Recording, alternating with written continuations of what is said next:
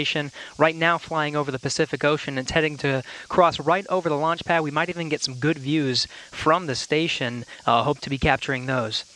We'll have the launch view on the big screen up front, and everyone's excited to see our 2 crew members on their way to the International Space Station. But before we get to it, I just want to pass on good luck from the entire flight operations community here in Houston.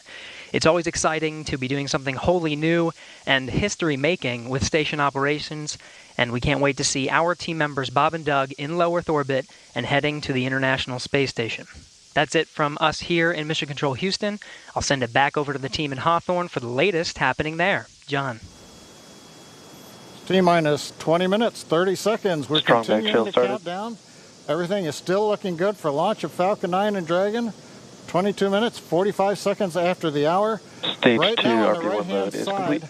you can see a large white cloud coming off of the strongback. That is normal.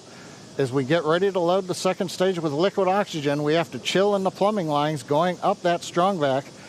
And so as we relieve pressure, the moist, humid Florida air condenses around it, and that gives you the cloud. So that tells us that things are actually on schedule. We did begin propellant load at T-minus 35 minutes. Fuel loading on the second stage, I believe we just heard the call out that it is complete. First stage fuel load is continuing, and right now that's a little more than, that's about 60% of the way full. So things are looking good. Second stage is getting ready to begin the liquid oxygen loading. After they finish chilling in the lines that you see on the monitor, they'll begin the load at T-minus 16 minutes and 30 seconds. The range right now is go, ready to support. Weather continues to be go. As we inch our way closer, we're keeping our fingers crossed.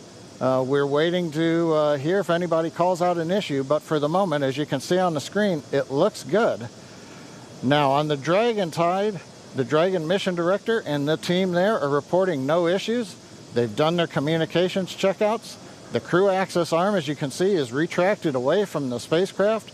The crew is strapped in and they are ready to go. Now final instructions will be going to the crew at T-minus 10 minutes. The crew displays will be configured for launch, and that setup will give astronauts Bob Behnken and Doug Hurley insight into how the launch is proceeding and provides constant updates on vehicle health. We've already heard the crew give their go, close their visors, and get ready for launch. For Dragon, it'll enter terminal count at T-minus 5 minutes. When it transitions to internal power, we'll hear continued callouts on the countdown net as we get close to 0 and to liftoff. But right now, at T-minus 18 minutes, 15 seconds, everything continues to be go for an on-time launch.